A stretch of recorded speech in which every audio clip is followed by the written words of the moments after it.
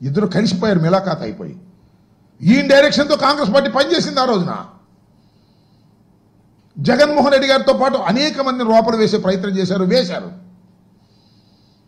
IAS అధికారిని, IPS అధికారిని లోపల వేశారు. ఏం సాధించారని అడుగుతా ఉన్నా. ఇవాళ కూడా ఐపీఎస్ అధికారులని లోపలేస్తున్నారు, ఐఏఎస్ అధికారులను కూడా లోపలేస్తున్నారు. ఏమి సాధించారు చంద్రబాబు నాయుడు గారు? మీరు ఇవాళ జగన్మోహన్ రెడ్డి గారి మీద కక్ష. నిజంగా లిక్కర్ స్కామ్ అంటే 2014-19 చంద్రబాబు నాయుడు గారు చేసింది. చంద్రబాబు నాయుడు గారు వాళ్ళు ఎక్కడో అంటున్నాడు రాజకీయ మలినాలను ఏరివేయాలంట. అది చంద్రబాబు నాయుడు కన్నా రాజకీయ మలినం ఈ రాష్ట్రంలో, ఈ దేశంలో ఎవరున్నారు చెప్పండి? చంద్రబాబు నాయుడు కన్నా క్రిమినల్ ఎవరున్నారు చెప్పండి? అన్ని క్రిమినల్ పాలిటిక్సే కదా నువ్వు చేసింది. నీకు అడ్డం వచ్చిన వాళ్ళ దొరికించే కార్యక్రమం చేస్తావు.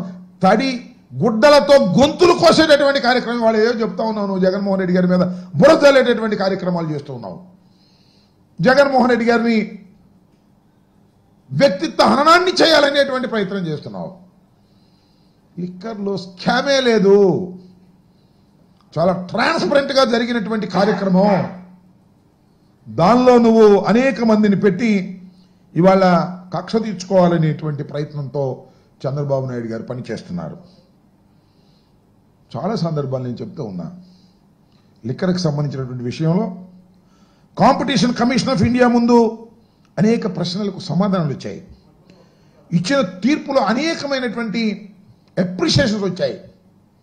వైఎస్ఆర్ కాంగ్రెస్ పార్టీ హయాంలో తీసుకున్నటువంటి నిర్ణయాల వల్ల.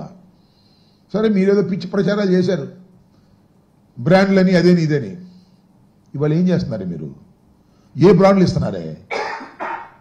నాణ్యమైన మద్యమాన్ని ఇస్తున్నారుగా. ఇవాళ నాణ్యమైన మద్యమేనా అది? ఎంతమంది వాళ్ళ మిమ్మల్ని ఇష్టం వచ్చినట్టుగా విమర్శిస్తున్నారు. దానికి సమాధానం, మేము ఉన్నప్పుడు బెల్ట్ షాప్ ఉందా అని అడుగుతా ఉన్నా.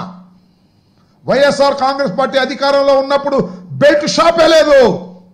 ప్రభుత్వమే మద్యాన్ని అవుట్లెట్స్ పెట్టినటువంటి సందర్భం. ఇవాళ ఎక్కడ చూసినా బెల్ట్ షాపులేగా, ఎక్కడ చూసినా గంజాయేగా. గంజా ఎంత విచ్చలవిడిగా దొరుకుతుంది వాళ్ళ రాష్ట్రంలో. హోంమంత్రి గారు ఏం చెప్పారు?